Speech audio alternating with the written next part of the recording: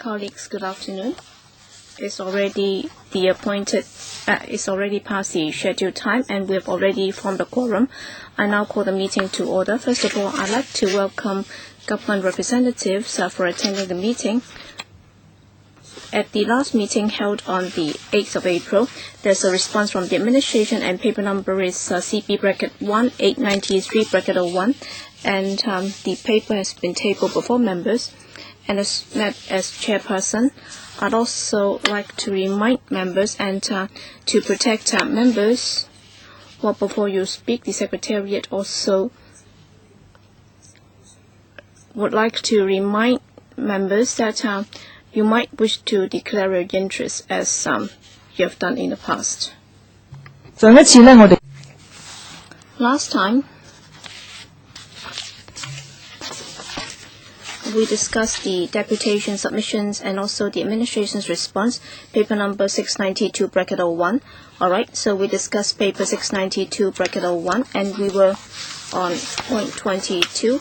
And today, Mr. James To has also raised a series of questions with the administration, and we've already given the list to the administration, and in due course, the administration might wish to respond to those points. I suggest that, since we already asked the administration to consider some of the more controversial issues, and apparently there's no breakthrough in the administration's latest response. So, last time we asked the administration to look into the refund mechanism of the buyer's stamp duty for redevelopments and so on, and according to the administration, it is of the view that there is no need to change it, and I think that's also a point that Mr. James To and many people are concerned about, and so we'll ask the administration to tell us what its political considerations are, and then members will decide if they would like to agree with the administration's stance or that they would like to move their own amendments. All right. With regard to the refund mechanism for redevelopments, anything new from the administration? Thank you, Madam Chair. For the time being, we do not have any new views on this. We just set out our position in a paper again, and will be all ears to members' views. For the rest, at the last meeting, members also talk about other issues, including the self-declaration mechanism, charitable organizations, and also the consistency with the basic law or otherwise, and so on and so forth. We have already set out all our arguments or justifications in the paper, and if members have other comments, I will be happy to discuss them with members. All right, if there are no further comments, then I think we'll leave that to our discussion with the Bureau Director when he comes. All right, any point that you'd like to raise again, Mr. James To? Yes, Mr. James To. Yes, Chairman. Well, I was not able to attend last time, and therefore I'd just like to comment on part of it. All right, please avoid repeating your arguments. No, definitely not, because I'm the first one to speak at this meeting. But then on the last occasion, some of the points have already been made. So please be mindful of that. All right, we have this latest paper, 893-01. I also have to declare interest because I own properties. I do own a property.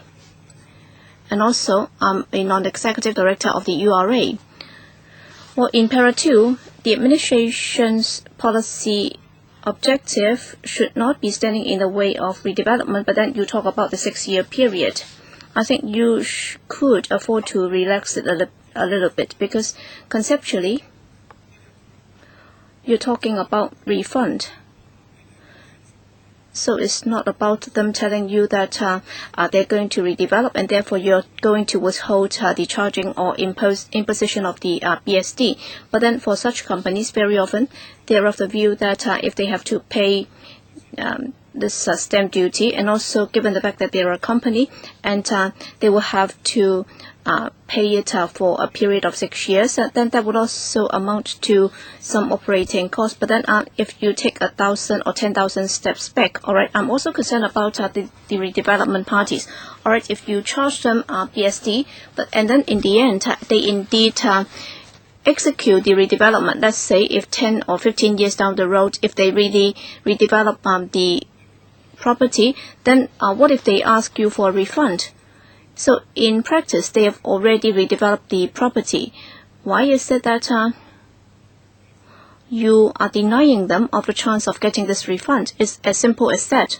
And the second point is they have the onus of proof, and if they are able to prove it in the end. And point number 3, I suspect I'll try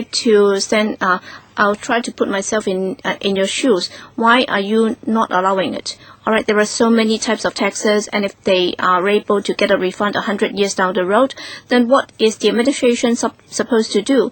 There will be a lot of fluctuations in the course of 100 years. Many things could have happened, and then if everybody asks for a refund 100 years down the road, then the government will go bankrupt. Well, this is really once in a blue moon event. So what kind of loopholes will this create, and what kind of unfairness or injustice will this create, so that for those who claim to redevelop a property will take advantage of this? So I find it difficult to accept the administration's argument that 6 years is an appropriate period. Well, it could be longer. Even if it's a lot longer, it's okay. So 6 years ahead, or 6 years, well, if they get a refund from you for something that happened 6 years ago, 4 years ago, 10 years ago, that would not create any loophole at all, unless you think that the administration costs would be very hefty. All right, I'll have to take a look to see if that indeed took place 10 years ago, and whether or not the documentation was complete, and so on and so forth. It's for them to prove. And if they are not able to prove their case, then you will not be giving them a refund. All right, it's for them to keep all the documentation and then prove the case to you. So there is no loophole at all, and then the administration must rethink it. Or else you really have a very closed mind, and you think that you are the smartest mind, and therefore you are not prepared to make any concession. Imagine Mr. Lau Kong-wah, the incumbent undersecretary, and how he behaved back then when he was still a member. All right, you will have to reduce the redevelopment costs, because theoretically the administration tries to increase supply, but then increasing operating costs would definitely not be in the interest of the redevelopment. I also like to declare interest. I'm a practicing accountant. My accountancy firm also provides advice to clients and so on, and I also own property, but then I was not involved. I've never been involved in such work. And Mr. James Stowe, you were not here last time, and therefore I gave you the floor just now. So I think we have already expressed our views, and let's see what the administration has to say when the bureau director comes. So we'll discuss that later. All right, on the second point is about exempting companies from paying BSD upfront when they are owned solely by Hong Kong permanent residents or Hong Kong PR. All right, we have also discussed that. That is with regard to some demand-side management measures and the impact on such policies.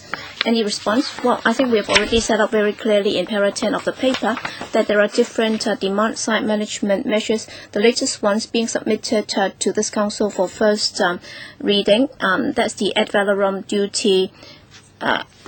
And we have been adopting a very consistent approach. That is, for raw corporations, they'll be charged this AVD all the same as other parties. And therefore, if HKPRs buy this property in the name of a company, and then in terms of AVD, and if they are doing that in the name of a company, if we do not require them to pay the enhanced SSD as other companies, then they will be waived from paying this enhanced SSD and also the BSD when they buy their homes or buy a property in their own names. That's why we believe that it's difficult to verify this. That's why, for the same purpose or for the same reason, as we have already spelled out on repeated occasions, that's for companies transferring their title or their shares, if we allow for any exemption, that will create loopholes, and therefore we are not prepared to grant that exemption. We've already said that out at the last meeting.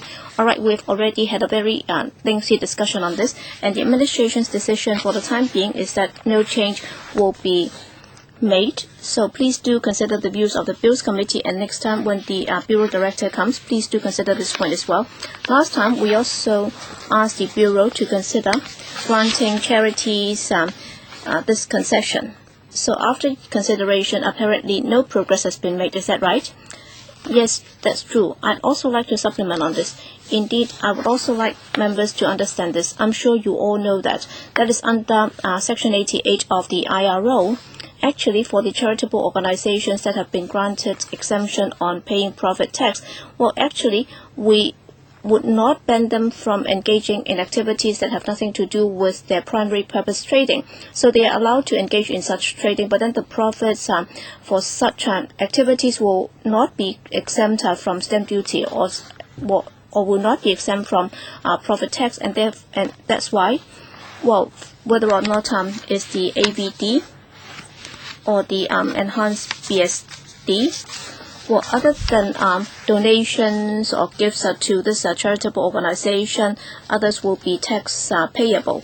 And also, if we grant exemption to this charity, even if it engages in property transaction, then there is no difference from other companies engaging in such transactions. As I just said, charities would also be allowed to engage in other transactions that other than their primary purpose trading, and therefore we will have to look at whether or not such activities are related to the primary purpose trading. Mr. James Toh, 3 minutes, please. Well, precisely, that's the reason.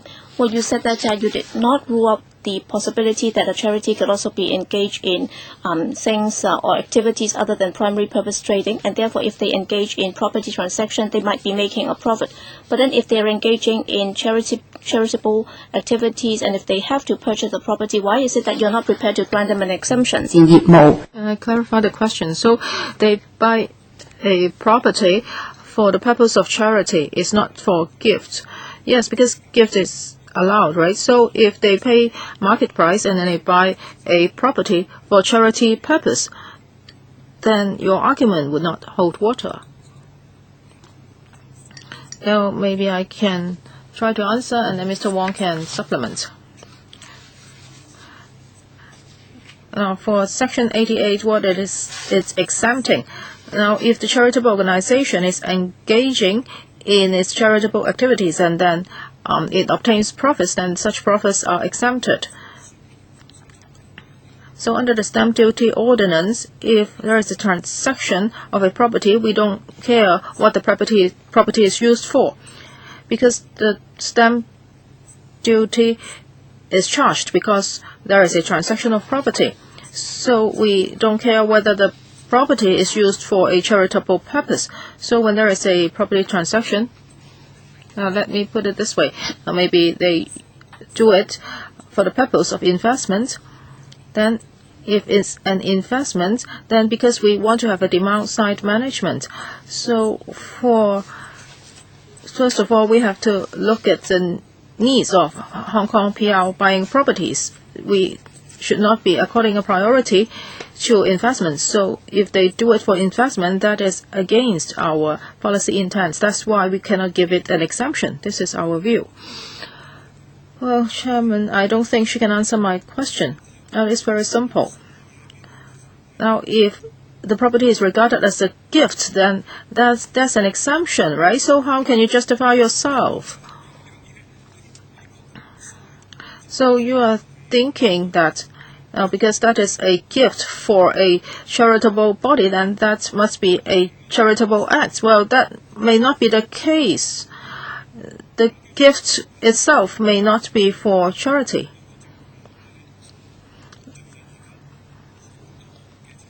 Now, there are many charitable bodies. You do not rule out that they are engaged in something. And, well, actually most of the charitable organizations are only engaged in charitable activities. And in the course of doing so, they may need premises.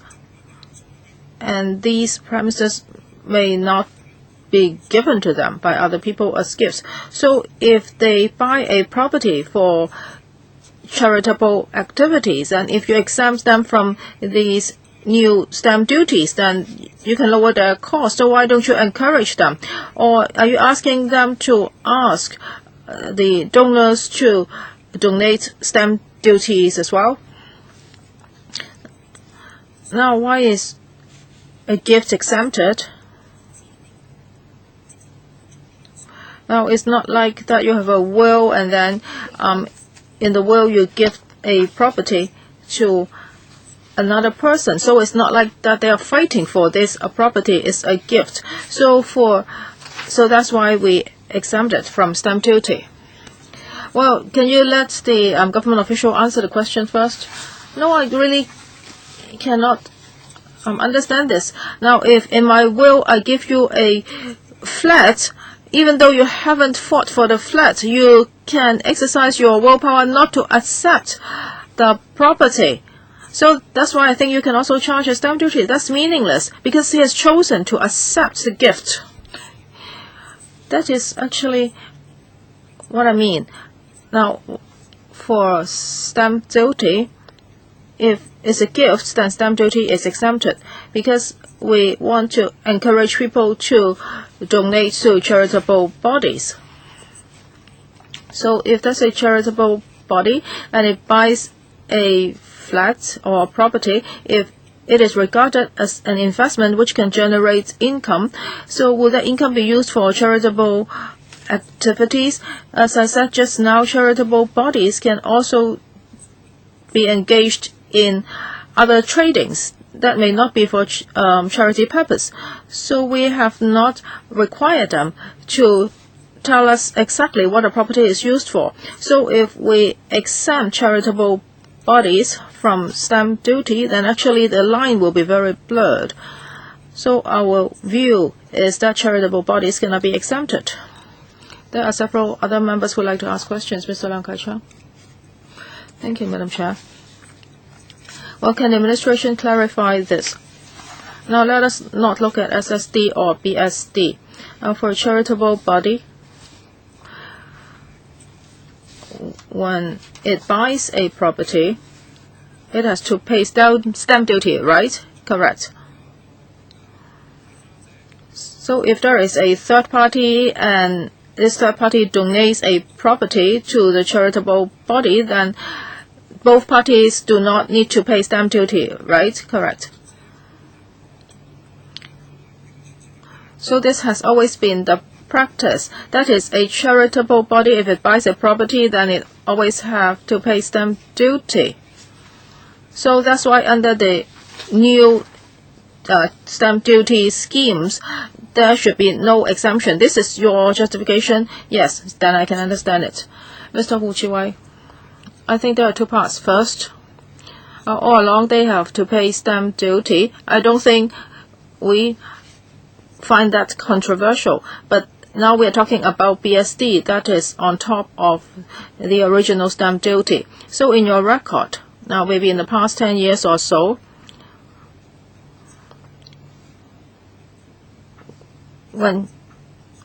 how many charitable bodies have bought properties, and how big a share is that in your statistics? And also for BSD, of course we want to protect Hong Kong PR so that they can buy properties. However, the government has always said that it wants to encourage people to be more engaged in charitable activities. So why do you want to hinder charitable bodies from buying properties? Because such properties can be used for charitable purpose. And of course, the third point is about your concern. You are worried that charitable bodies may abuse this and then invest in properties. But if they are doing so, they would have to face the IRD. The IRD would challenge the charitable body. Now, if they apply for exemption under Section 88, IRD would have to check. And then the IRD may discover that they are not doing charitable work as they are supposed to be. So I think you should think twice. For a charitable body, if it's doing charitable work in Hong Kong and it needs to buy a property in Hong Kong and is required to pay a normal stamp duty, then we can all understand it. Well, we can regard them as part of the Hong Kong public. Because this charitable body is registered in Hong Kong and is operated by a Hong Kong organization.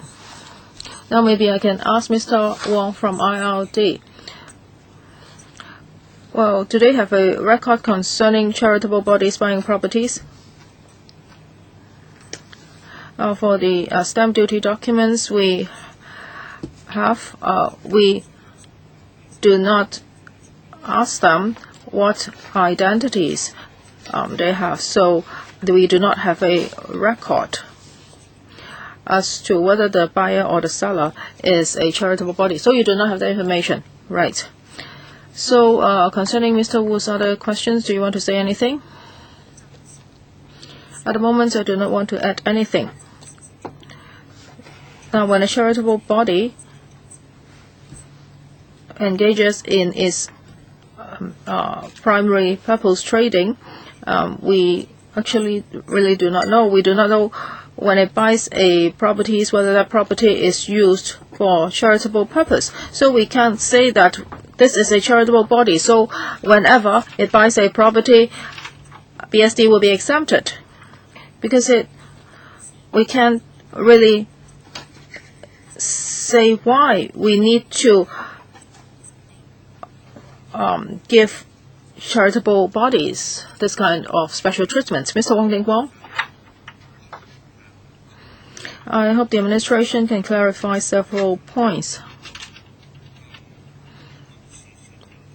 For a charitable body, if it's not engaged in charitable activities, then it cannot apply for exemption under Section 88, right? Can the Deputy Secretary explain that? Maybe Mr. Wong can supplement later. Actually, we should look at it from two angles. Now, for Section 88 of the ILO, charitable organizations can be exempted. And if they are engaged in trading that is related to their purpose, then they can apply for exemption. They can also be engaged in trading other than primary purpose trading, but those are subject to profits tax. And maybe Mr. Wong can supplement. Now, for Section 88 of the ILO, profits tax is exempted for charitable bodies. So that's for all the tradings. No, there are certain conditions. Now, what is a charitable body? According to the ILO, there is a definition. So charitable bodies are there to promote education, promote religious belief, help the poor, etc. I'm not clear about the definition, but if a charitable body is exempted from profits tax under Section 88, and parts of its trading can reap profits, and those profits can be shared by people, then can they still incur Section 88? No. So if they are exempted under Section 88, then they must be doing carrying out charitable activities. I'm not talking about profits. So I'm saying that those profits must not be shared among individuals. Those profits must be used for charitable purpose. Yes, that's one of the requirements in the law. So for that profits, yes, they can make a profit, but that profits cannot be shared by individuals. The profits must be used on charitable activities, right? Yes, that is one of the conditions. So you have confirmed what I said, right? Yes, that's also how I understand it. So they can make profits, but the profits must be used on charitable activities. Is that right? Yes, that's basically true. So that means that's a principle. Okay, question number 2.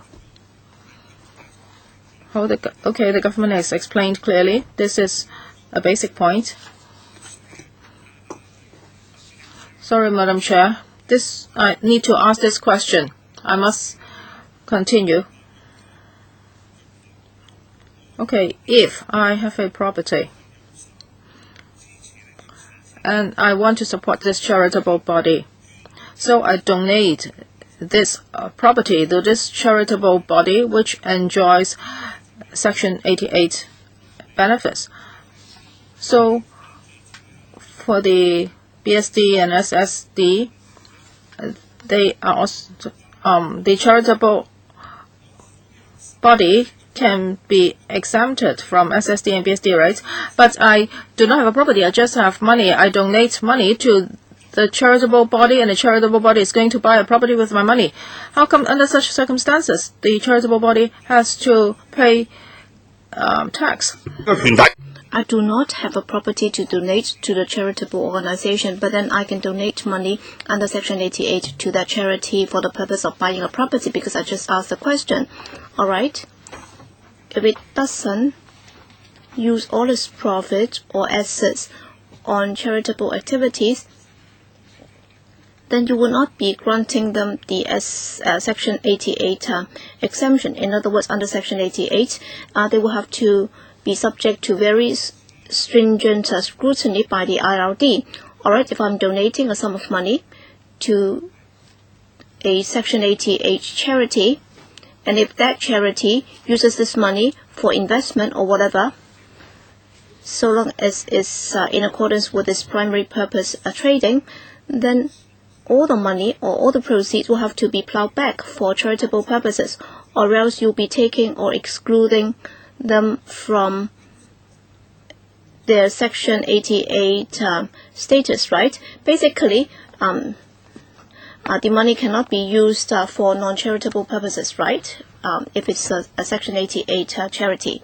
Yes, Ms. Chow, I can supplement on one point. Well, for charities, if they are granted Section 88 status, then actually there is a specific requirement, including all its primary purpose trading or business will have to be related to its primary purpose, and also it has to be carried out by its beneficiaries. As to how they can be granted this status under Section 88, well, all the proceeds or profits will have to be used on charitable purposes, and most of these activities will have to be carried out in Hong Kong before they are eligible for such a status. But then indeed, if they're engaged in activities other than Section 88 activities, then for those activities they'll be charged tax. In other words, they can be engaged in two types of activities, and they might be eligible for Section 88 tax exemption if they are engaging in such activities. But then if they're not engaged in such activity, then they would be charged tax, but then they'll be allowed to exist. In other words, they can also be engaged in non-primary purpose related activities, but then on those occasions they would not be eligible for tax exemptions. Mr. Wong, I think, Madam Chair, the administration should reconsider this, because for charities under Section 88, you have already got a very stringent approval mechanism before they are granted such status. And therefore, in considering whether or not they are using money to buy a property, or if they receive some cash donations for the purpose of buying properties, then you should seriously consider granting them exemption on SSD, because that would help encourage the public to make donations for charitable purposes. I think this is a good intention, and that should be encouraged.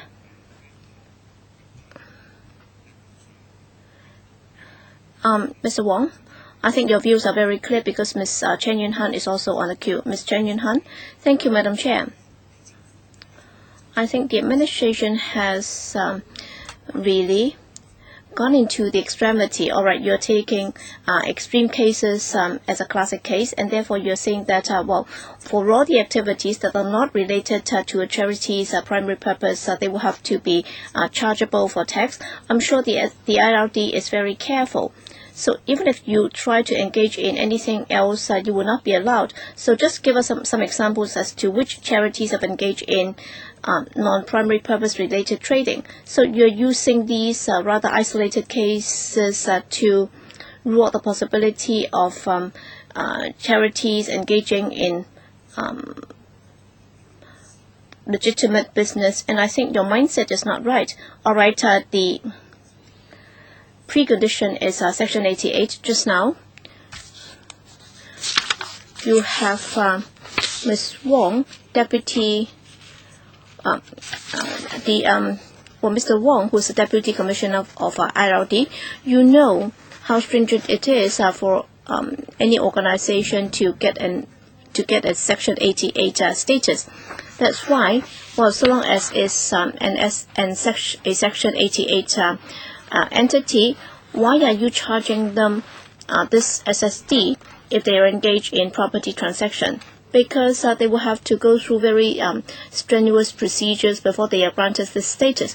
Why is it that you're going for the extreme? Why are you saying that they could also engage in non-charitable activities and therefore they should be charged stamp duty? All right, objectively, it's already very complicated. We understand that Section 88 procedures are very stringent, and therefore I think Mr. Wong has a valid point there. So please do not think that Section 88 organizations will be doing anything else other than charitable activities. Please do not be so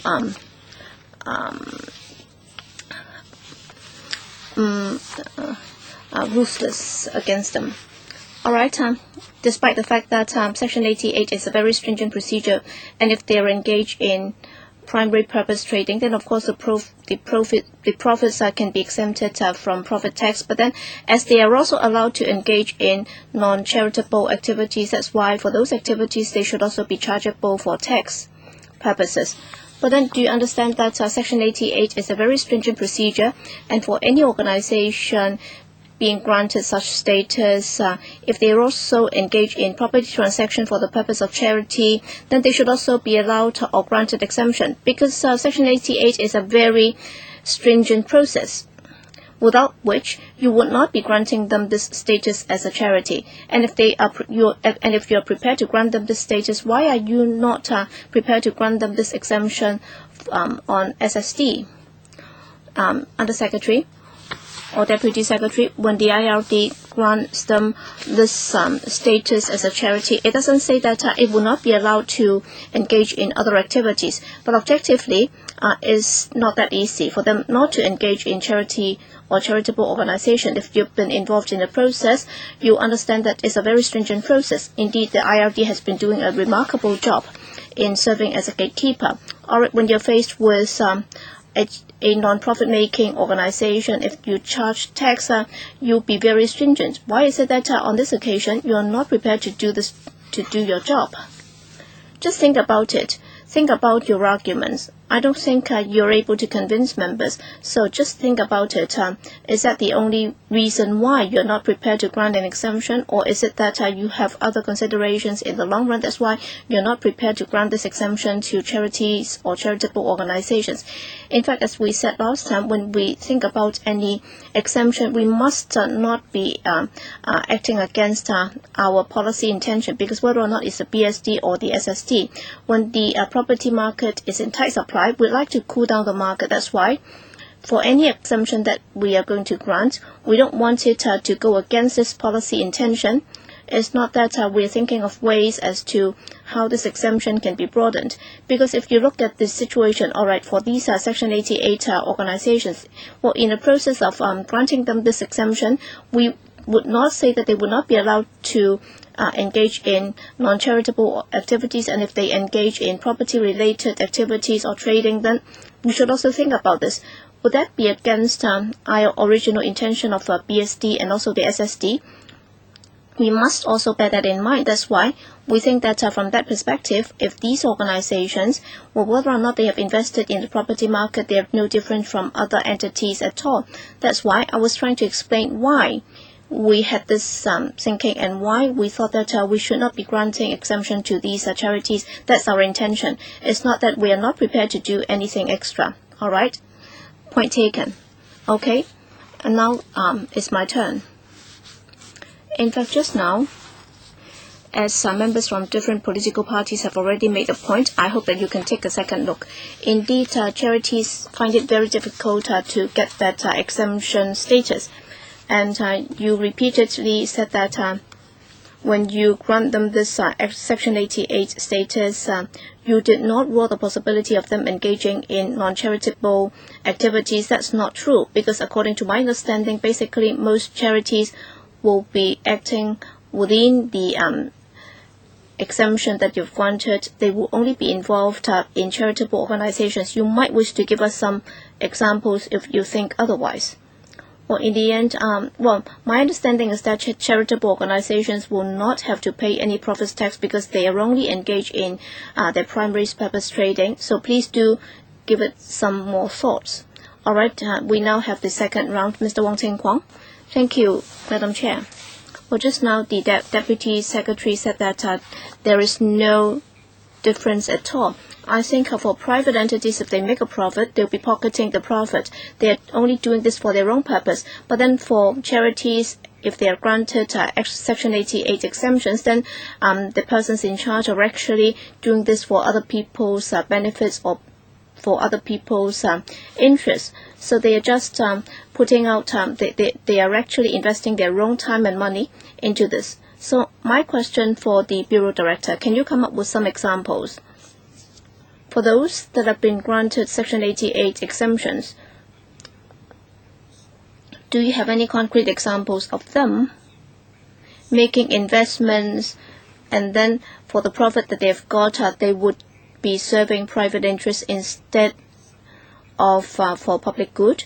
So do you have any concrete examples of charities engaging in profit-making activities for private interests? Mr. Wong, all right. If they make any profit for private allotment, then of course they would no longer be eligible for this Section 88 exemption. All right. I'm asking if you have any example of a charity doing both types of business. On the one hand, they are charities engaging in charitable activities, and on the other, they are making profit for their own private interests. In other words, for any NGO that has been granted Section 88 exemption, it's a very stringent process. They will have to meet very stringent criteria before they are eligible, or else you would not be granting them Section 88 status. Is that right? All right. If a company in the Articles of Association, if they are allowed to distribute the money to private individuals, then they would not be allowed the status of charity under Section 88. But then if they distribute the proceeds, then they would have their status scrapped or abolished. But then they might not be distributing the profits to private individuals. But then, as Ms. Chow just explained, well, Section 88 does have several conditions, and in some cases, they might be engaging in charitable organizations. But then, if they have acted in violation of their primary purpose, but then if they make money out of certain activities, then for that part of their activities, they will have to pay tax. But then for other activities, if they make profits, but then if they are still eligible for the Section 88 exemption, then they do not have to pay tax, because the proceeds from those activities will be plowed back into charitable activities. Mr. Kenneth Leung, all right, a charity can be engaged in different activities, and if there are activities that have nothing to do with the primary purpose, then the purpose is to ensure that for such commercial activities, they will have to pay tax for those activities. But then if they engage in some commercial activities, and then if they engage too much in such activities, then they can also lose their status under Section 88. Is that right? Similarly, I'd also like to ask this. If this charity, of course, I know that many charities, when they engage in commercial activities, that might be related to the nature of their charity. For example, they might have a tuck shop, or they might be opening a restaurant for the disabled to run. And of course, those would also be for charitable purposes, and therefore they will not be required to pay profits tax. But then I'm sure the Commissioner for Inland Revenue and other departments, all right, there might be other targets, all right, if the purpose of that charity is to alleviate poverty, but then if they want to increase revenue, for example, they might be opening up a karaoke. But then for the revenue for the karaoke, if the proceeds are also for poverty alleviation, then would you be preventing them from engaging in such activities, or would you be looking at such activities and the proceeds from the karaoke, how much would that be? And also whether or not for donations from other charitable activities, would you be looking at the proportion from such activities, and whether or not the karaoke business will affect their status as a Section 88 entity? Or secondly, whether or not the commercial activities should be tax chargeable? Yes, Mr. Wong. Yes, in implementing Section 88, we will have to look at the letter of the provision. And as Mr. Leung just said, if the money can be distributed or plowed back for charitable activities, then of course that would not be in line with Section 88 requirements. And if it runs a bank, for example, because we do not ban them from engaging in such activities under Section 88, but then one of the conditions is that if that business is similar to a commercial activity, then they will have to hire the beneficiaries of the charities. For example, if they are engaging or recruiting or hiring beneficiaries of the charity to engage in such business, but then if they engage in a business and in that business they are not recruiting or hiring their own beneficiaries, then they will not be eligible for the status. And that part of profits is taxable. Mr. James Law, third round. For paragraph 15, the government has put up an argument, and I would like to argue against it. It seems our colleagues have not paid attention to it. I'm talking about document number 893. For the last 3 lines, you say exempting charitable bodies from the BSD is contrary to the policy intention of according priority to Hong Kong PRs in addressing their home ownership needs in the midst of the tight supply situation and the exuberant property market. So what you mean is, later on the estate agents would say something like this. Now, for first-time home buyers, and because later on there will be another bill, and charitable bodies, they should buy properties now because you don't have to pay BSD. The electoral has approved the exemption. So do you truly believe that charities would, at this point of time,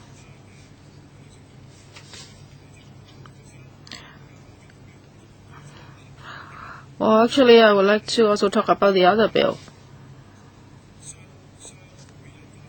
That is about the ad valorem stamp duty. Now, because they do not have to pay BSD because it's not a company, so charities should buy a property at once. That is what the estate agents would say. That's what you think, right? So why do you think the charities would want to buy properties now? They are subject to stamp duties.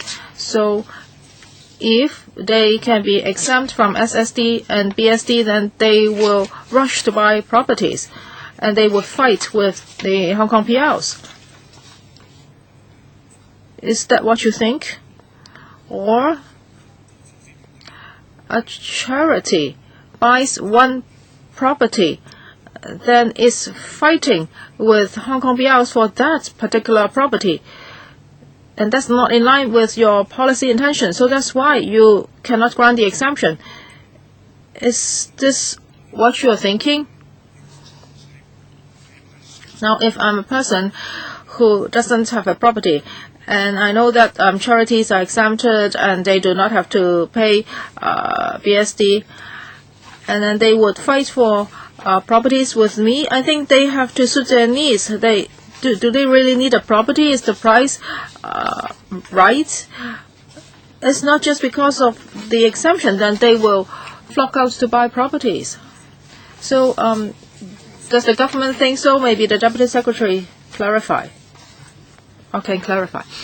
Now let us look at the basics. Now for the whole issue of SSD or BSD, because now the property market is very exuberant and there is a tight supply of property, so we want to cool it down. For Hong Kong PRs, they should be accorded the priority to buy homes. That's why we're introducing these new measures. So no matter whether you're a company or a charity, we do not want to have a loophole. I'm not saying that the charities will suddenly all rush to buy properties, but for the policy intention, it is actually aiming to accord priority to Hong Kong PRs in addressing their home ownership needs. So we have to think very clearly. If we grant charities an exemption, then it may be against our policy intention.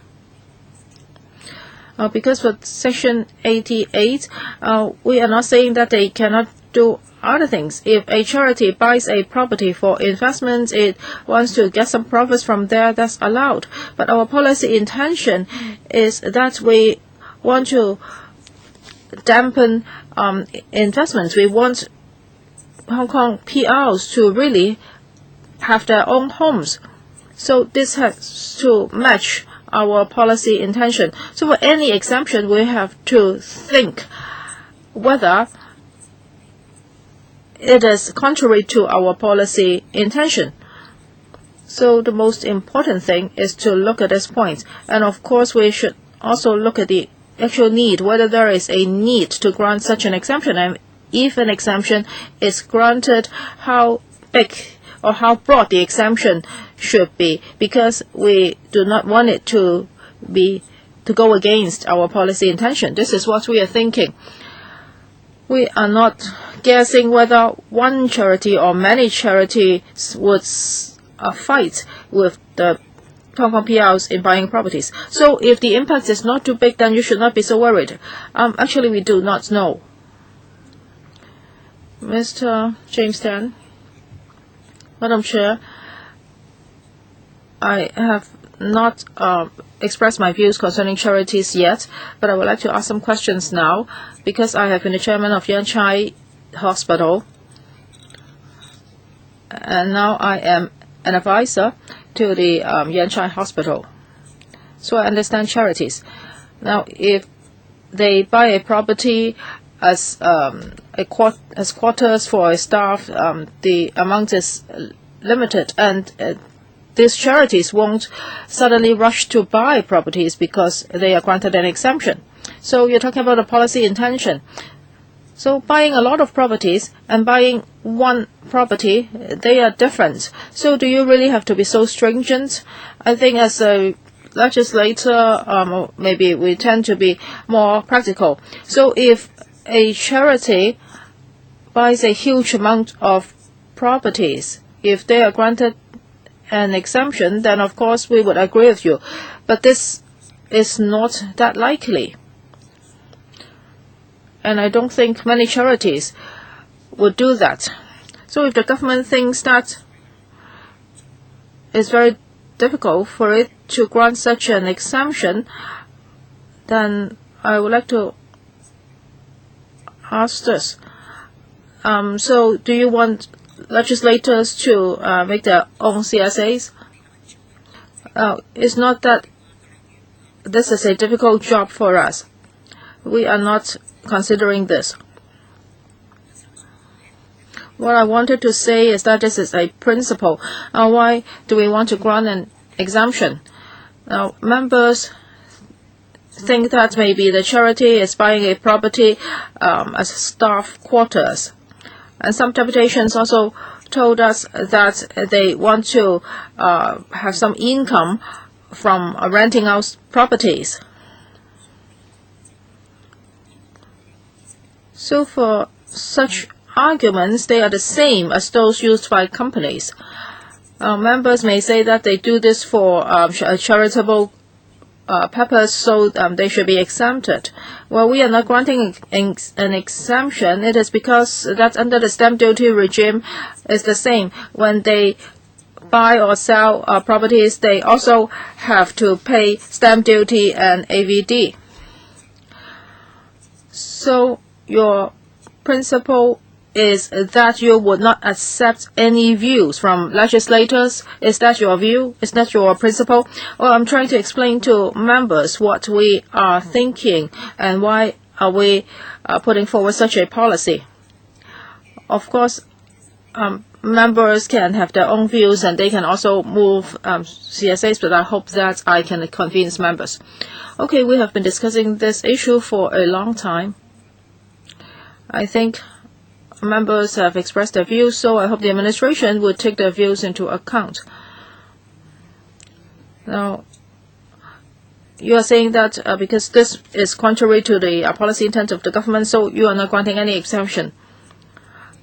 Well, anyway, any exemption would be contrary to the policy intention of the government. So is it worth doing it? Does it really affect your principle? In other words, Hong Kong PLs would think that their properties are being snatched away. Our members also said that you should encourage people to make donations to charities. So maybe you should think twice. And also you mentioned just now that charities have never been exempt from stamp duty, and that is your argument. But now you are imposing new stamp duties. So do you think buyers' stamp duties is worth exempting? Maybe when the Secretary attends our meeting, members can ask again. Members have made their points very clear, and we had a thorough discussion. So as for whether an exemption will be granted, of course, the government can consider again. And if members are not satisfied, they can move their own CSAs, and then we can debate again at the council meeting. Okay, let's wrap up the discussion of this item here. Mr. James Toh, I asked about the gift. If A is giving a property to B as a gift, that is not a charity. Well, actually, I had written a letter about that, so when can the government give me an answer? Because we just got the letter today, and that letter is now given to the government. The government will write a paper on that, and in due course we will discuss your letter. Okay, so we have discussed the content of this paper. Do you have any other questions? And also, the government has replied concerning the constitutionality of the SSD and the BSD. Here in the conclusion, I wonder if other members have the same views.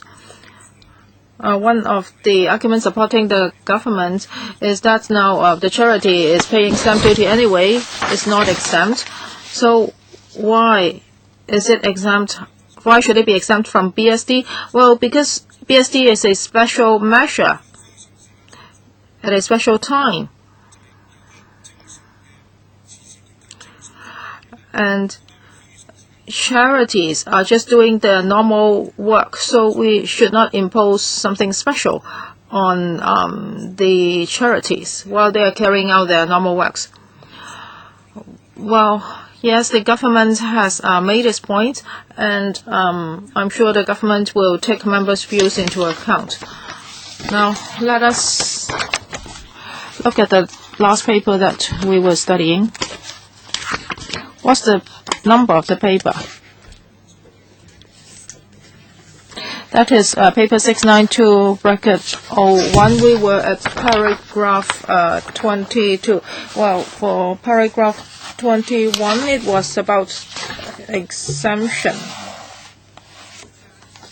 As for paragraph 22, I think we also finished discussing that.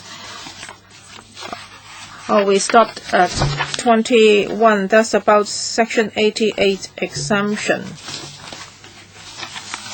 Just now we had a thorough discussion. Now let's move on to 22. High-value properties. Have you found a document? High-value properties should not be subject to the BSD. Does the government want to supplement? No supplement. Okay, point 23 proposes that all identity card holders and companies with business registration in Hong Kong should be exempted from the BSD. We also had a very thorough discussion about this.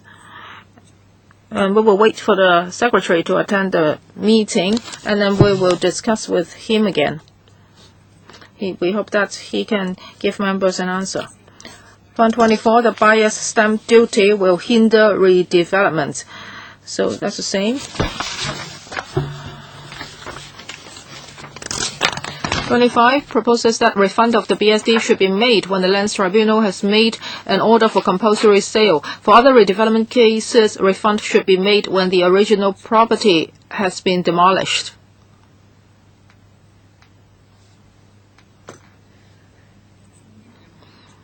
Any supplement from the government? I think earlier on, when we talked about this, we had already said this. That is, when it comes to redevelopment, the ILD hopes to obtain solid proof that the redeveloper is really doing redevelopment. So if 70% or 80% of the units are acquired, we really do not know what the buyer will do with these properties.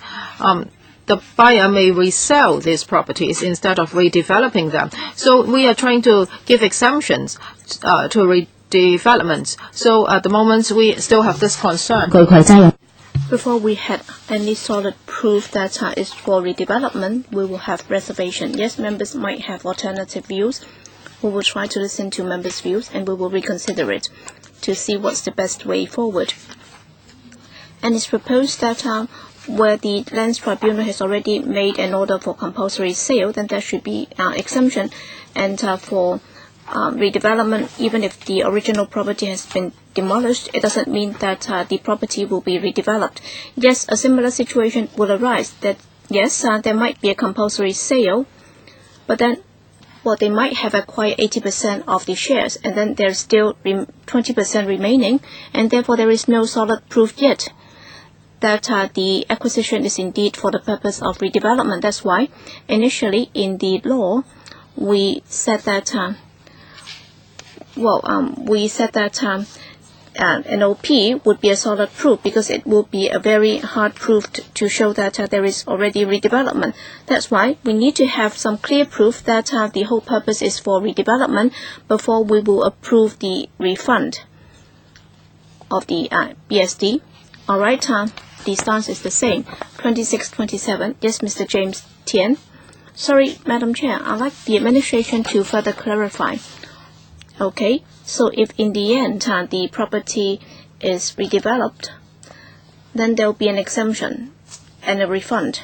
But then apparently the administration is suggesting that from first hand, second hand, and third hand, the BSD or the SSD could be charged several times. Let's say if there are 100 units, all right, if there is a company, there might be 5 agents engaged, and then each agent will be acquiring 10 units, and then after 5 transactions, then the remaining agents might be selling the remaining units to the first agent. But then if the property developer can prove that these units have been acquired for the purpose of redevelopment, then you'll be refunding the developer, or what? So can you explain the technical details? Well, I'll be giving you a broad picture, and then the IRD will give you the details. All right, there might be different agents doing the acquisition, but then in the end they will have to consolidate everything, so that the developer will be consolidating everything before embarking on redevelopment. Okay, if there is proof. All right, for the first OP, that is obtained, then there will be a refund. And our policy is to refund the developer. And of course, for the smaller agents that the developer has engaged beforehand, how do they settle the accounts? All right, I will leave that to them. But then for the refund, that will be given to the developer, because in the end, we only see that the developer is responsible for the redevelopment. All right, Mr. James Yen, he's asking if you'll be refunding several entities, or if you're going to refund only the developer. I'll ask the IRD to supplement. Yes, I'll supplement for the first, second, and third hand sale. All right, for the first, second, and third hand, if they have nothing to do with the developer, if they're just responsible for acquiring the properties, then only the developer will be eligible for the refund if it's the only one engaging in the redevelopment. But then if a same group having different subsidiaries doing the acquisition, and then in the end they would be invoking Section 45 of the stamp duty ordinance, they are all connected companies engaging in the acquisition, and for the stamp duty paid by these subsidiaries under Section 45, then in the end the developer, together with all the subsidiaries, will be eligible for the tax refund. In other words, there will only be one-off refund.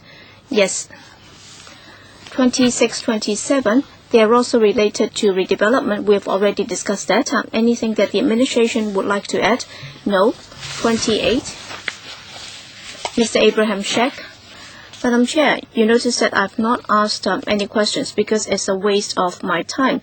Well, I was suggesting that because last time some members also asked the Bureau Director to come, and I've also talked to him, and basically he agrees that he'll come in due course, so that he can give a consolidated reply. Well, even if he's here, he will not be able to play magic, because as you've seen, a lot of time and efforts have been put into this, and we have had so many meetings already, and many officials have also spent a lot of time and effort here, and yet with regard to urban renewal and so on, they are not very familiar with the process.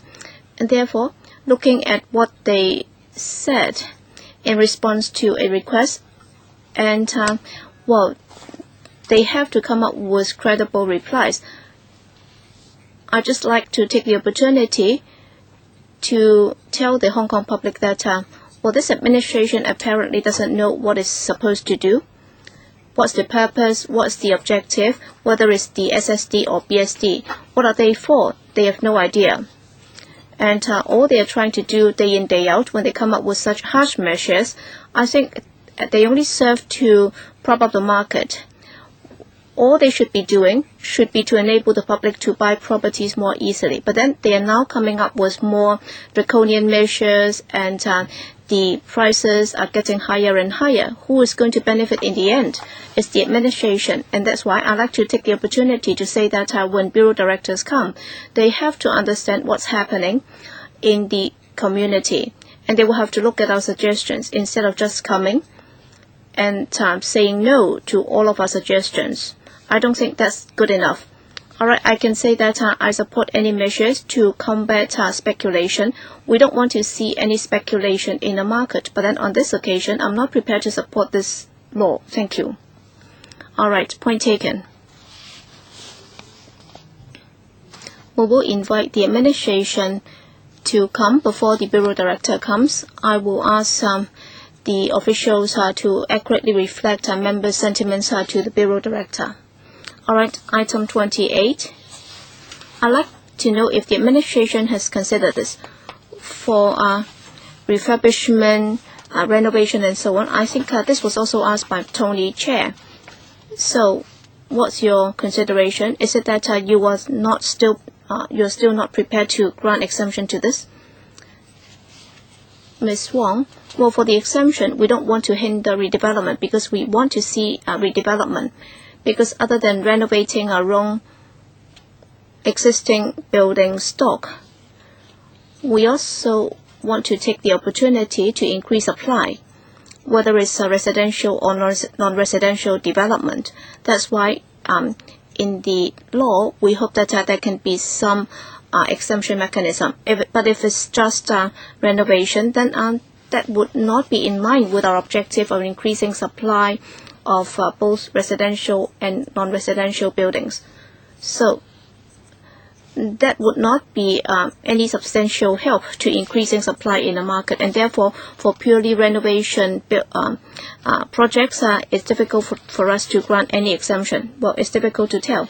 Okay, next 29 supports that the Financial Secretary may by notice amend the SSD and BSD rates. 30 suggests that the government should have in place an exit plan in case of a sudden reverse in property market. Yes. 31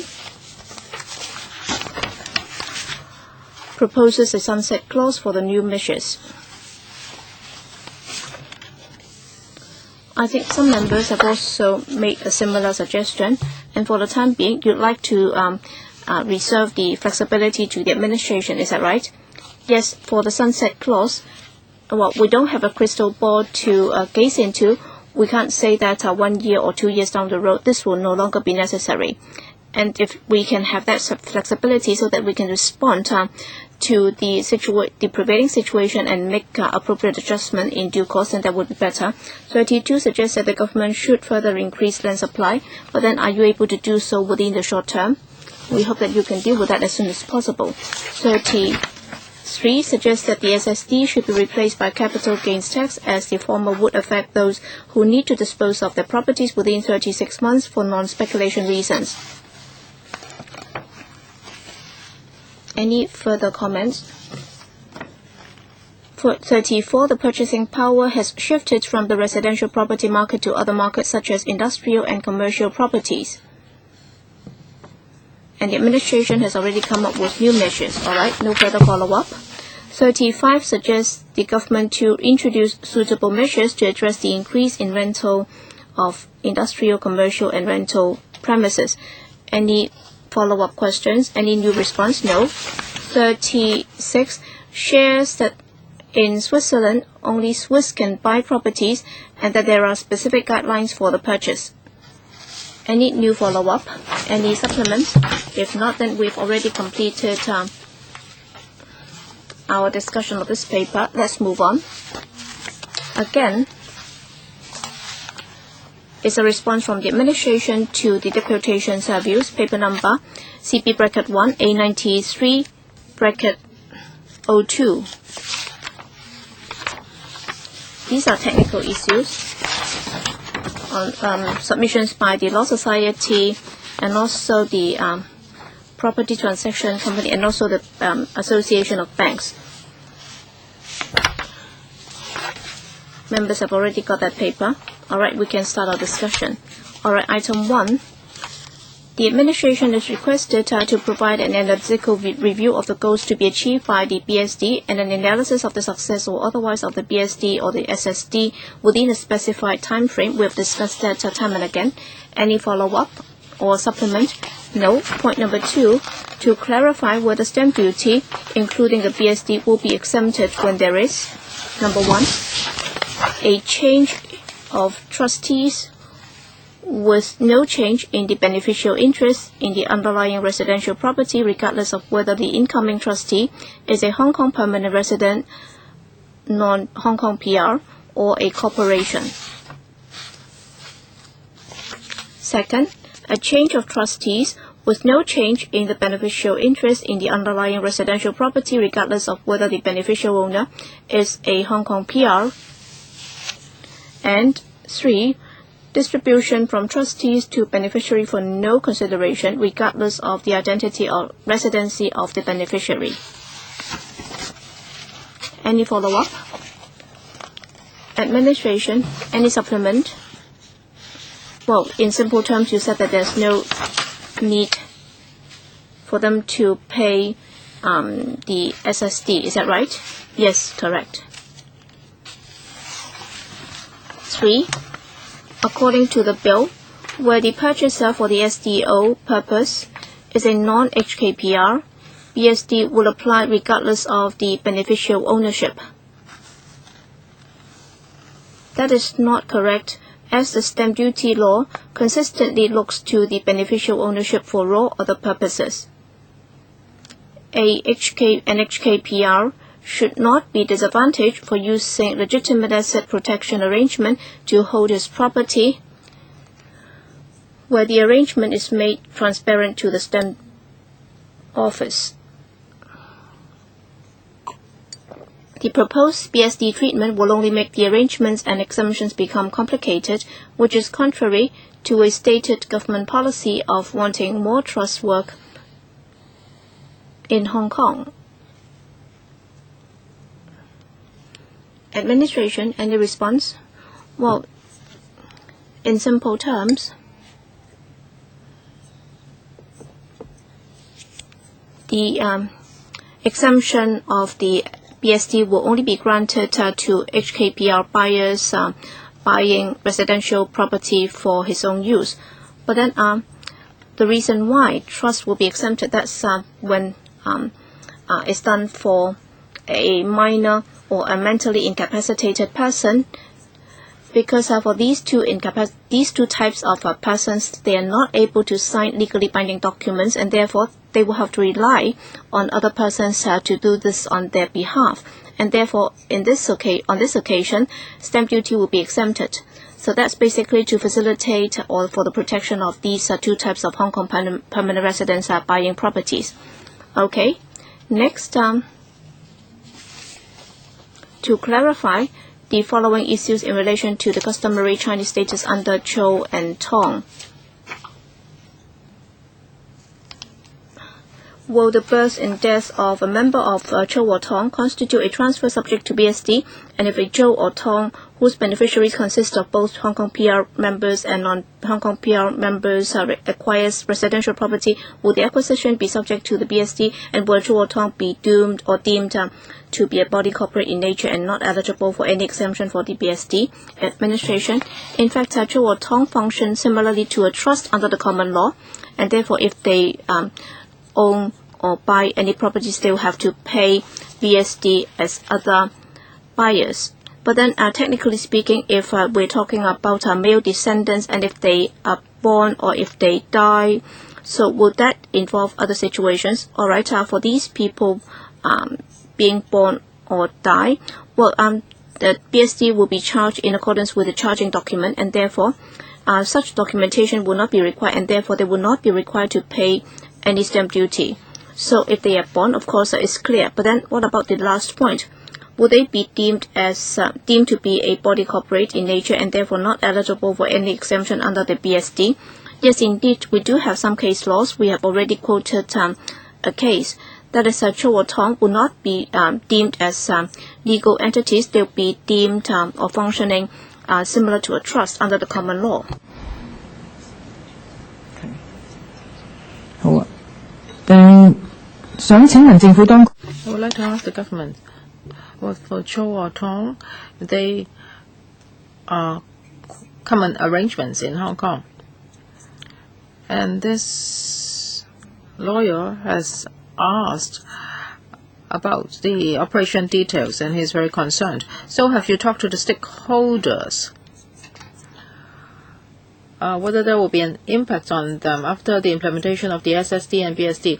No, we have not talked to the Cho and Tongs. We did not make a briefing. However, all along, we have not received any views from them. Well, there will be an impact on them. Maybe you should inform them of this new arrangement. Legal advisor, do you want to add anything? No, Madam Chair, because this is just a policy, and the Law Society asked a question concerning legal points, and the Cho and Tong's benefits may be affected as to whether a consultation is needed. I think the government can decide. Well, theoretically, this bill is made public. I think everybody in Hong Kong should know about this. Fifth, the scope of the close relative exemption should be expanded to cover grandfathers, grandchildren, sons-in-law, and daughters-in-law. Government? As for the exemption arrangements, Now, in 2010, we introduced the SSD. Actually, we have already had a close relative exemption arrangements, but we must draw a line somewhere. So for close relative, now it covers the relatives. We believe that is common sense, that is parents, children, etc. So if grandchildren and grandparents, sons and daughters-in-law are also covered, then the scope may be too broad. So is there really a need for them to co-own a property? Yes, they can live in the same property, but do they need to co-own the property? And if one of them is not a Hong Kong PR, then there should be an exemption. There is already a definition for close relative, and we think that is already very fair. So there has not been a change. The definition of the close relative, we have always been using the same definition. Mr. Wong Ting-kwong, you want to follow up? Maybe you can consider some actual situations. Now, for example, my wife's father, that's my father-in-law, he gives a property to my wife.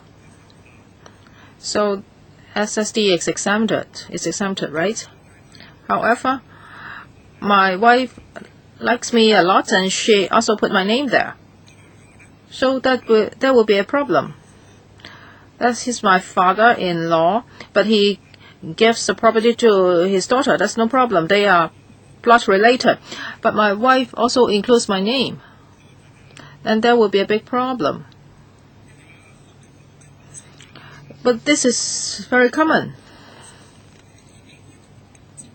Well, for close relative, why is there an exemption? Because for BSD, we are aiming at Hong Kong PR and non-Hong Kong PR. So both are Hong Kong PR, then there's no problem. You don't have to pay BSD at all.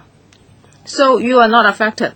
So my father-in-law gives this property to my wife and me, and we can enjoy an exemption. Yeah, that's about BSD.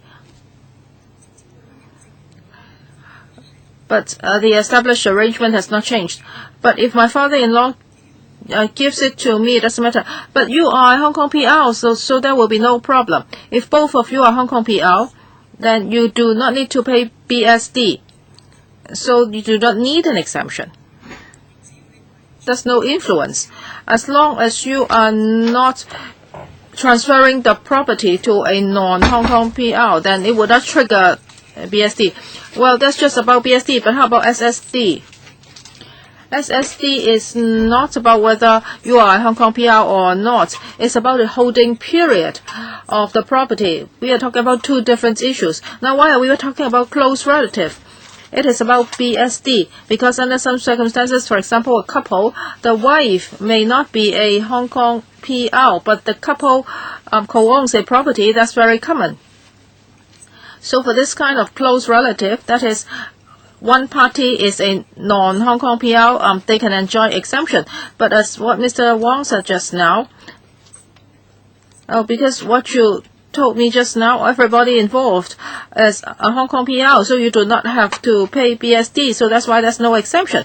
As for SSD, we will have to look at the holding period of the property. It has nothing to do whether you are a Hong Kong PR or not.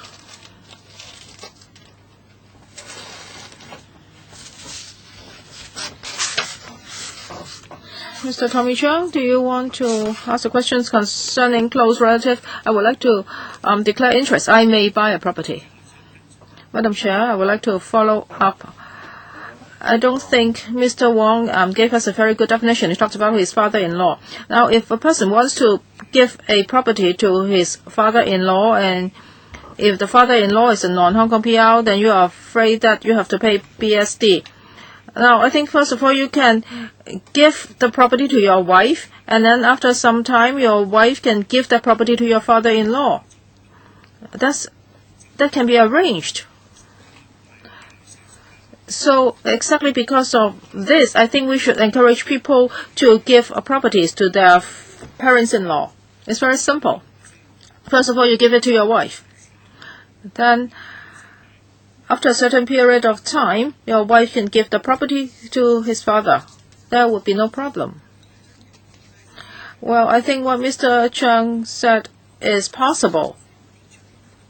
When we draft a law, we can just look at big principles and we can just look at the most common scenarios. We can't take care of every strange and unique scenario. We don't know how many men would like to go through all these special arrangements just to give a property to his father-in-law. So we are trying our best to draft the most practical law. So this is what we are providing in the law. Okay, let's look at opinion 6. An exemption should be provided for deeds of family arrangements, which are commonly used for redistribution of estates. Excellent. Now, if there is a will and a property is transferred, then stamp duty will not be charged, including SD. But what we are talking about here is not in the will. Now, for example, other than the will, there is an agreement and there is a redistribution of estate. Because the family members have their own free will, they can do their own redistribution. So we think that the exemption should not be granted anymore. And this property is given. They are not asking for such a property. If that is the case, then exemption is reasonable. But afterwards, if these family members have their own free will and they may redistribute the estate, so the exemption should not continue. Mr. Ibrahim Sheikh, Madam Chair, I would like to declare interest. I have declared my interest before. Actually, it's the same now. For the distribution of estates, actually is among the same family members, and they can decide on the redistribution. So the value has not increased. One property cannot become 4 properties. And if this property is given to 5 family members, and they can decide as to how they are going to share that estate. So why are you not granting them an exemption? Well, the principle is granting them an exemption. As to how they distribute it is their own problem. They have not increased the value or decreased the value of the estate. I think Mr. Sheikh's opinion is very clear. I don't need an answer from the government. I'm sure the answer is no. If they have a family arrangement, we don't know what is included in it. Maybe they do not want a property at all. They want to exchange for something else.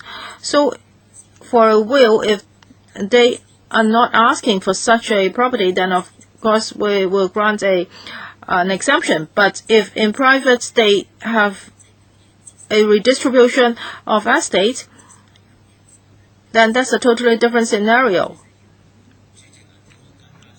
Well, Madam Chair, if there are 2 brothers, one is rich, the other is poor.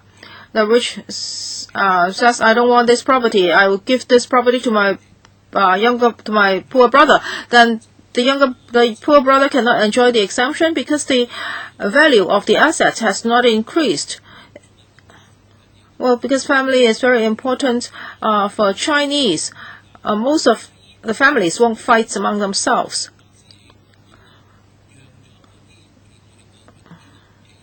So I just cited an example. The rich brother wants to give the property to the poor brother. So why can't you grant an exemption? It's very difficult to define. Yes, Mr. Sheikh, you have a major point. Mr. Leung Kai-cheng, I would like to explain to Mr. Sheikh. For the essence of stamp duty, it's not about the increase in property price. Is just a stamped document. Well, actually, stamp duty was invented in Holland in the 15th century. It's just a stampable document so that you can pay tax. Now, if in the will it says that the property will be given to the biggest son, then that's already exempted. And then the biggest son wants to give the property to his younger brother, then according to conveyancing laws, there's another stampable document. So the document itself is stampable. Mr. Shek, now it's time for Mr. Leung. Please let Mr. Leung speak. So there has not been an increase in value. It's just a matter of arrangement. But that is the taxation principle. If the arrangement is not good, then there will be another stamp duty. This is the principle I'm trying to explain to you. It's not because the property's value has increased. It's because there is another stampable document. So for that document, you have to pay tax. This is the rule of the game. Yes, I understand Mr. Shak's view. That is whether this is equitable. Now, if there's a redistribution of estates, then when it comes to taxation, we would have to look at equity. Mr. Shak, you want to respond? Madam Chair. Well, Mr. Leung is very familiar with all this. However, if this estate is shared among two persons, then these two persons can decide whether they want to give up that estate. I'm not saying that the brother is totally giving the property to the little brother and the little brother wasn't involved. The property was given to these two brothers. Well, this is a hypothetical question. I think I'll discuss it with Mr. Shek later. Sorry, Madam Chair, I have to explain this. If you do not understand it, please do not give your views, because I'm putting this to the administration, not to Mr. Leung. All right, individual member is entitled to his own views, but then if he doesn't understand what I was saying, then he should not be responding to that. There is no perfect answer to this, because we have already got this first exemption, and we have already got this chargeable property, and now the two persons or the two beneficiaries are trying to settle things between themselves. So there is no additional property to be distributed. All right, Mr. Leung is giving you his own views, but then he said that he suggested that I did not understand it. I was not familiar with this, and I was telling him that this is not the case. Mr. Leung, I never said that you do not understand this. I was just explaining that that might be a possible scenario. Whether or not there is a stampable document, that would depend on how the two brothers are going to distribute the assets between themselves. And if you say that there is no additional distribution, and if I say that there is, then there is no point arguing between ourselves. All right, nothing to add. Next, 7. The imposition of the BSD without notice is unfair to the tenders which straddle the introduction of the BSD on or after October 27th, 2012, as such extra stamp duty had not been factored into the tenders. Administration. In fact, as we have said before, there are two aspects. Number one, if the developer acquires a site from the government by tender, there is actually no question of stamp duty. So if he acquires a bare site from the government by means of a conditions of sale or a conditions of exchange, then neither of them would be is a chargeable document or instrument under the stamp duty regime. In fact, after the announcement of the BSD, there is a necessity for us to make it or to commence it immediately, because we don't want people to take advantage of the gap period between this announcement and its effective date. And therefore, as far as the tax revenue is concerned, as soon as it is announced, it will come into effect immediately. And of course, we have already recorded that, and we will only be commencing it after the passage of this bill. And point 8 is about redevelopment. I think we've already discussed that many times. And point 9, to clarify whether a petition is liable to the BSD. Under Deputy Secretary, I'll ask Mr. Ho from the IRD to explain. Yes? Yes, thank you. Well, this question is about petition under the current stamp duty ordinance, DSDO, is chargeable, and therefore under the new law, it's also chargeable.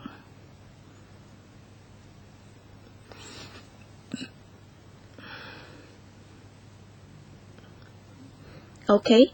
Point 10. To clarify whether Section 29cc bracket 1 and 2 of the bill covers an exchange of residential property, the first exchange property for a non-residential property plus a residential property, or the second exchange property collectively. Mr. Wong from the IRD.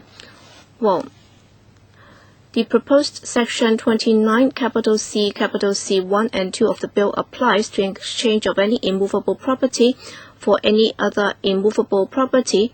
Under Section 29cc, it refers to a residential property in exchange for a non-residential property. Under those circumstances, in accordance with the property price of the residential property, we will calculate the SSD and the BSD on that basis.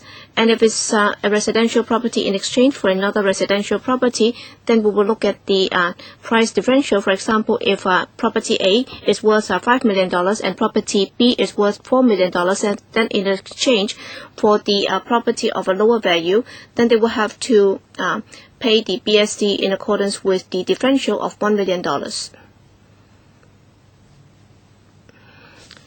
11. To clarify the legal basis for the distinction between the BSD treatment referred to in the proposed Section 29cc 1 of the bill in respect of an exchange of a residential property for non-residential property, and that in the proposed Section 29cc 2 of the bill in respect of an exchange of a residential property for any other residential property. I've already explained the operation of Section 29cc1 as I explained just now. Well, we will look at the property price of property A and it's different from 29cc2. We are talking about the difference in price between the two properties. But then let's remember, all right, if assuming that a person who is a non-permanent resident, he can just buy in a non-residential property, and in buying that property, he doesn't have to pay a BSD, and then he further exchange it for another residential property, and according to our normal practice, then he'll be paying the BSD in accordance with the price differential. Then he'll be able to save or avoid the BSD altogether, and therefore for a non-residential property in exchange for a residential property under the situation, we'll be looking at the market price of the residential property in calculating the BSD and the SSD. Alright, point 12. To clarify whether a usual mortgage which confers no immediate or automatic right of sale of the property will be chargeable with a BSD. Mr. Wong?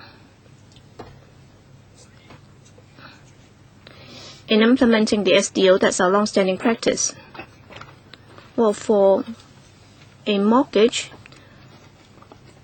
well, by transferring this, there is no transfer of the property right. That's why there is no need to pay SSD or BSD similarly. Because a mortgage is not considered to be agreement for sale, and it's not chargeable with any stamp duty, including the BSD. Similarly,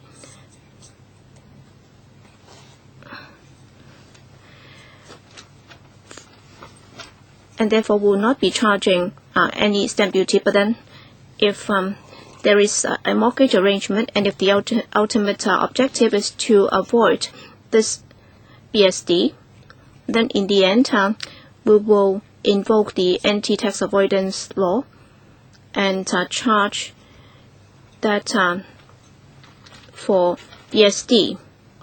That's been the long-standing practice too. Mr. Abraham Sheck, on point number 2, can he explain further how that can be done? Because I don't quite understand it. Yes, Mr. Wong, can you elaborate a bit on point number 2? For the benefit of Mr. Sheck, point number 2. In other words, it's a disguised mortgage. So how can you disguise a mortgage? How can you prove it is a disguised mortgage? If possible, I can also refer you to page 10 of the English version. Point number 2 is a disguised mortgage, and there is an example in the bracket. That is in the mortgage deed. there is an irrecoverable power of attorney. In other words, the mortgagee can sell the property without obtaining the consent of the original owner. Sorry, Madam Chair. But then there are many usual mortgages containing similar terms. Is that right, Mr. Wong? Is it normal to have such a term in a mortgage? I'll defer to my colleague, Mr. Hong. Well, for usual mortgage, yes, they will have this term, but then we will look at the entire document in its totality. We will look at the parties or the signatories to this mortgage, and also whether or not they've engaged a bank. Usually, we will not treat it as a disguised mortgage. But then in the law, can you spell that out more clearly? Because it's easy to be caught here. Because for usual mortgage, they also have such terms. So can you put it out more clearly so that you will not be giving them this flexibility to do whatever they want? I like this to be set out more clearly. Yes, in the practice notes. In fact, last time when we came up with the stamp duty, special stamp duty, we also had that, and we included in our guidelines as to what our stance was. All right, that's okay. Point number 12. Yes, we've already covered that. 13. IRD should provide more guidelines on the treatment of car parks. Any supplement? 14. To clarify whether the sale and purchase of a property which is restricted for use as a hotel under the government grant lease, occupation permit, deed of mutual covenant, or other relevant instruments will not be treated as residential property for purposes of stamp duty, including BSD. Anything to add from the administration? No, nothing. So you just follow the practice. 15. It is a common practice in Hong Kong for investment purchasers to own properties through a corporate entity. In order to maximize tax advantages, the administration should consider an exemption for corporate entities which invest in property where all the shareholders are Hong Kong permanent residents acting on his or her behalf and maintain only one class of shares. I think we have already discussed that many times, and I don't think we need to have further discussions on this. Next, under the proposed Section 29CB bracket 4 to 6 of the bill, exemptions will be provided to a non-Hong Kong PR resident or a Hong Kong permanent resident buyer of a residential property where the property is acquired to replace his or her another residential property which, among others, has been sold or resumed pursuant to certain ordinances. However, the list of such ordinances appears not to be exhaustive. The administration is invited to clarify the exemptions by providing exhaustive list. So, will you note this, and you will note this and will carefully consider the suggestion. Well, I am an IMED of the MTRC. So, when will this list be available? Under point 16. Well, when we go about the clause-by-clause examination, we will ask our legal advisor to take it up with the administration. So we'll ask the administration for a response because according to what they said, they would carefully consider this. But then they will have to come back to us before we start the clause-by-clause examination. All right. Will you be coming up with further CSAs? In fact, we have already asked the DFJ to help us to look at the relevant ordinances, and it will take some time before we complete the scrutiny. And when necessary, we will move amendments. I would very much like to see a document. You can also submit it later, but then you will have to do it before the clause-by-clause examination. We need to spend some time on that. Okay, so we'll include that as one of our issues to follow up. All right, the proposal of 1.5 times, i.e. 15% times 10 times the property value as a penalty for failing to pay the BSD is very harsh and disproportionate. While the administration noted that the collector had discretion of remitting the penalty depending on the facts of each case, it made no commitment to provide any guidelines to the collector on the exercise of such discretion. The system simply lacks transparency. Any simple response from the administration? I'll ask Mr. Wong from the IRD to respond. Yes, Mr. Wong? Yes, as we have set out in a paper, under Section 9.2 of the SDO, it says that we do have the discretion to waive or remit some of the penalty. We have already issued the guidelines on the government's website. So it's for the person to disclose to us, and then we can impose the penalty at a reduced rate, 14%, with reference to the period of delay, subject to a minimum amount of $500. But then for a second or subsequent delay uncovered, the penalty imposed will be severer. But then we will look at the merits of individual case to decide whether or not there will be any reduction and how and to what extent will that be reduced. Is there any guideline, or is it a standing practice? Well, we have already disclosed that on our website. So for the first time, the reduced rate will be higher. But then for the second and subsequent delay, it depends on the reasons. We will exercise this discretion.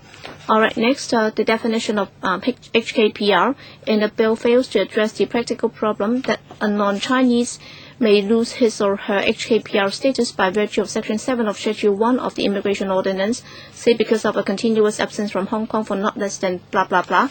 And then the solicitor will have to verify whether a buyer is a HKPR or is entitled to HKPR status. That's not fair. And therefore, the administration is invited to consider introducing a scheme to provide verification of HKPR status and alert the public to the relevance of Section 7 of Schedule 1 of the Immigration Ordinance for BSD purposes. The administration's response, please. All right, I'll say something, and then Mr. Wong will supplement if I have any omission. All right, we will look at whether or not the buyer has a Hong Kong PR's ID card, and when he buys this property, is he doing this on his own behalf or what? So basically, he himself should have known it, and therefore the IRD would also require him to make a declaration, and therefore the most important thing is to make a disclosure. And we will not be asking the lawyer to take up the responsibility that the declaration is a false one. Ultimately, the responsibility falls on the shoulders of the purchaser. The responsibility will not fall on the solicitor. I understand that the Law Society is also very concerned about this. Have you talked to the Law Society about this?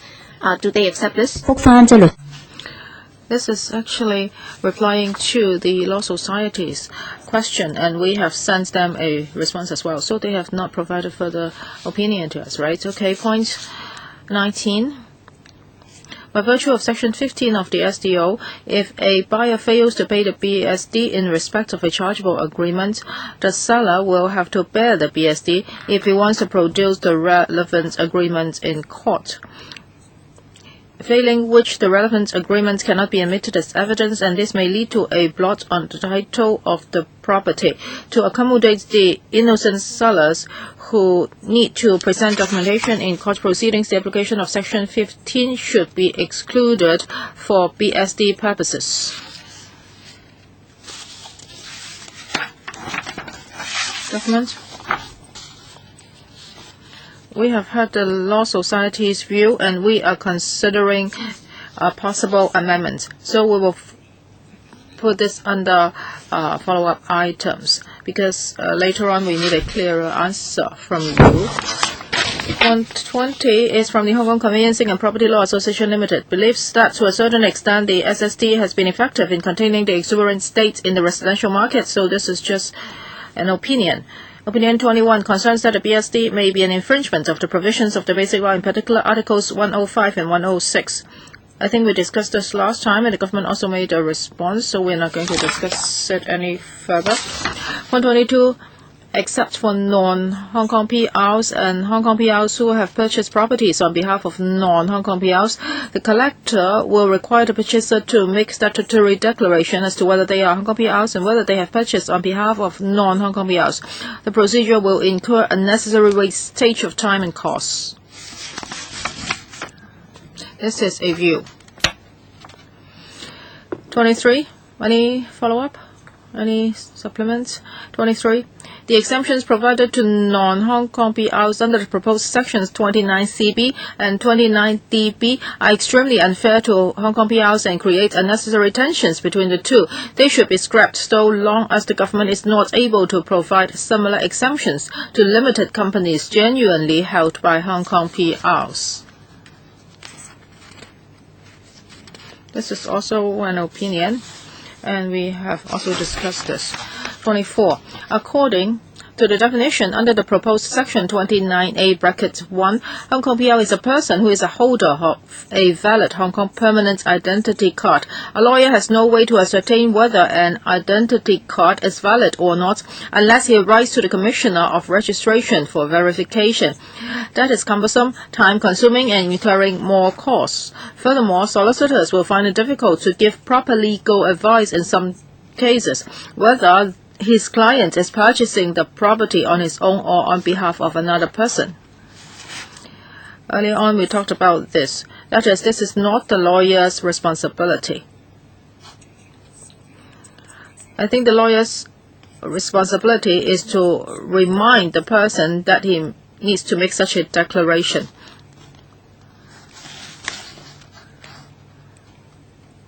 25. The provisions relating to the BSD should be drafted in a way that the BSD applies to certain transactions rather than to all with certain exemptions.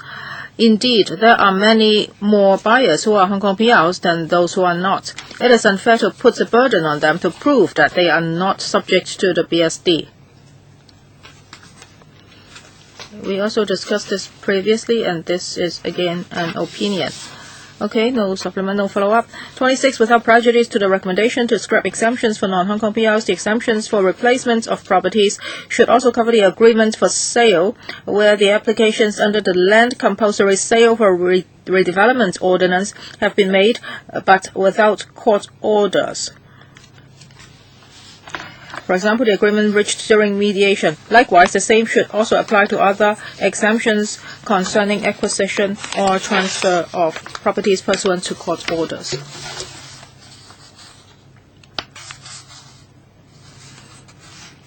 We also discussed this previously. No follow-up. No supplement. 27. The owners of pre-war buildings may be forced to sell their properties due to the lack of resources for redevelopment.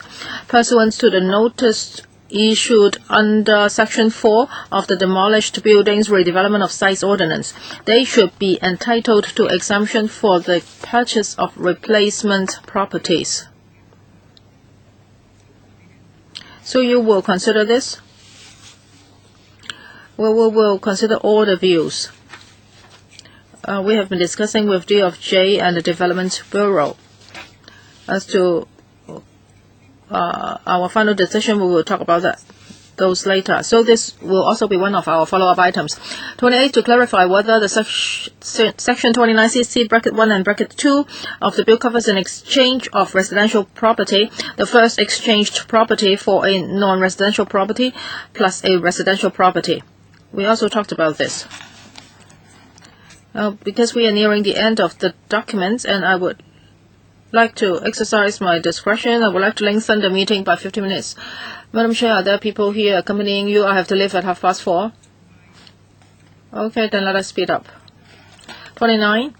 The proposed Section 29DD should be amended so that A. The purchaser of a vacant site should be entitled to refund of BSD, and B. The developers of properties under the Demolished Buildings Redevelopment of Sites Ordinance should also be entitled to refund of BSD in case of redevelopment. We also discussed this. This is related to redevelopment, so no more supplements. Okay, 30. Suppose that the FS may by notice amend the SSD and BSD rates. This is an opinion. Okay, let us end the discussion of these documents here.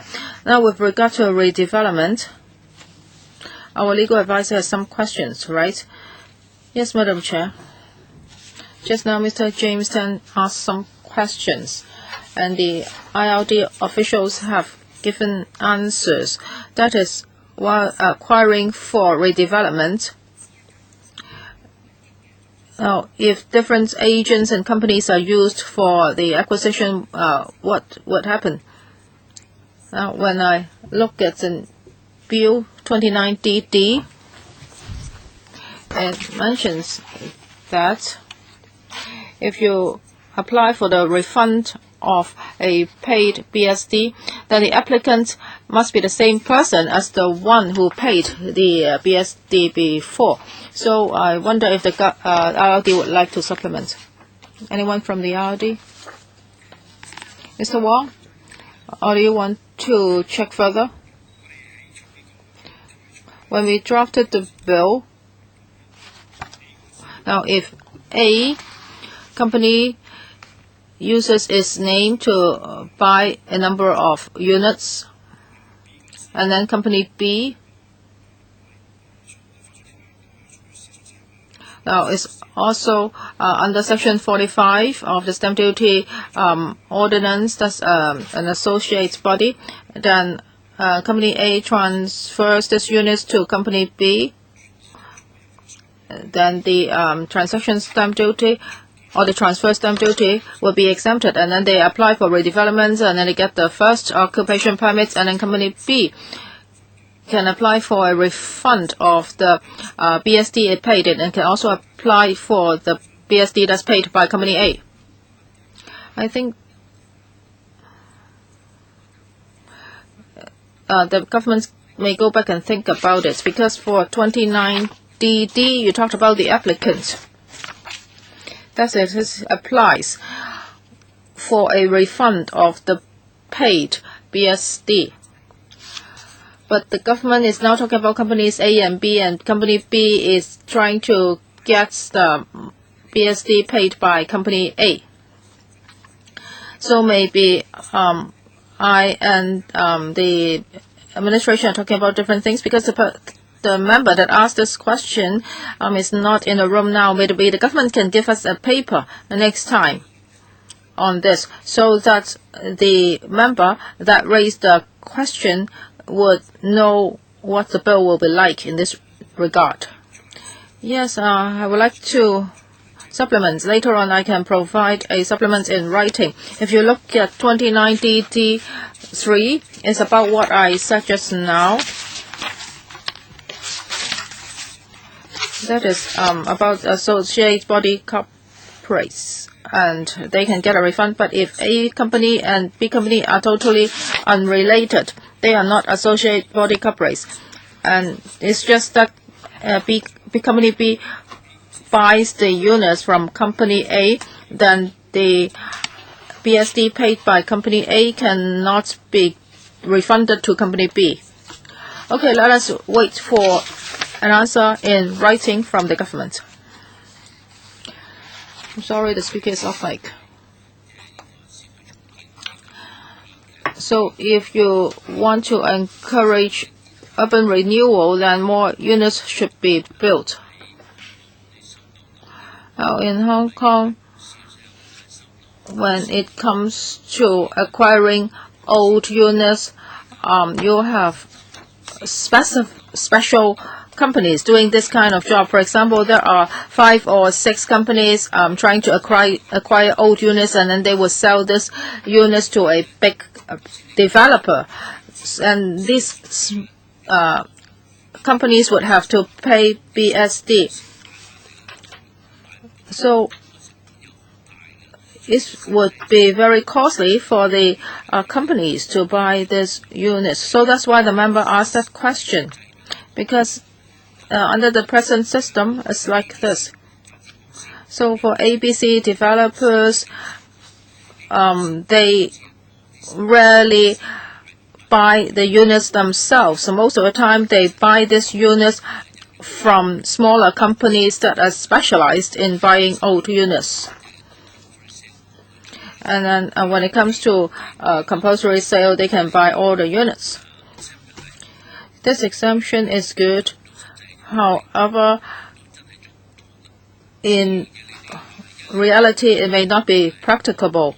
Now, what is your goal? Because you want to encourage people to redevelop the urban area. So you should really think twice. Yes, please go back and think about it and then give us a reply in writing. And they have to look at the practical situation.